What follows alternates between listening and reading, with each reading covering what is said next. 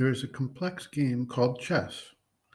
The modern form of the game reputedly developed from a strategic game that appears to have originated in India in around the 6th or 7th century, although there were likely precursor forms that existed prior to that time.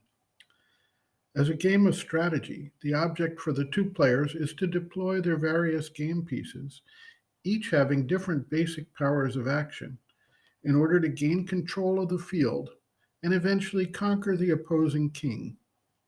It is a game simultaneously consisting of offense and defense.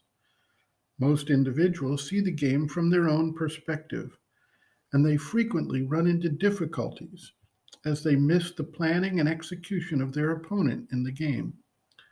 One of the training techniques used to learn the game effectively is to learn how to turn the board around and see the game from the other's viewpoint. In so doing, one not only is able to identify the weaknesses of the opponent's position, but also its strengths, the plan of execution that the other party is developing, and the kind of holes in one's own defensive strategy that need to be addressed.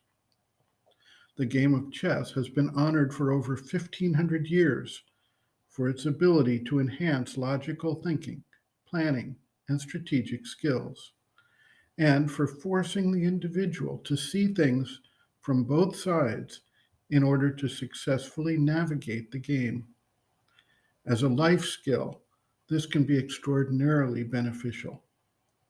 Applying this principle of development to life and relationship can aid one in widening, expanding one's understanding and awareness, and eventually finding ways to create new levels of harmony that do justice to both viewpoints.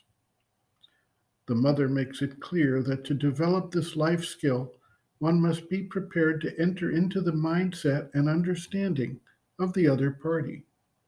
This widens the consciousness. We tend to believe that by understanding another's viewpoint, we are somehow losing our own, but that is not the case. We may grow and expand our viewpoint, but we still maintain our own background of experience and our own direction for development nevertheless. The mother observes, quote, "It is the same for everything. In all that you do together with others, if you do not agree, take it as a divine grace, a marvelous opportunity given you to make a progress. And it is simple. Instead of being on this side, you are on the other. Instead of looking at yourself, you enter the other person and look. You must have just a little bit of imagination, a little more control over your thoughts, over your movements. But that is not very difficult. When you have tried it out a little, after a while, you find it very easy. You must not just look and then make a mental effort telling yourself, why is it like this and like that? Why does he do that? Why does he say that? You will never arrive at anything. You won't understand. You will imagine all kinds of explanations which will be worthless and teach you nothing at all except to tell yourself that person is stupid or else wicked, things that lead nowhere. On the other hand, if you only make that little movement, and instead of looking at him as an object quite alien to you, you try to enter within,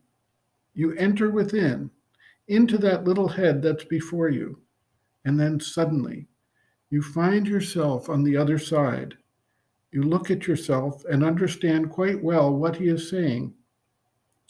Everything is clear.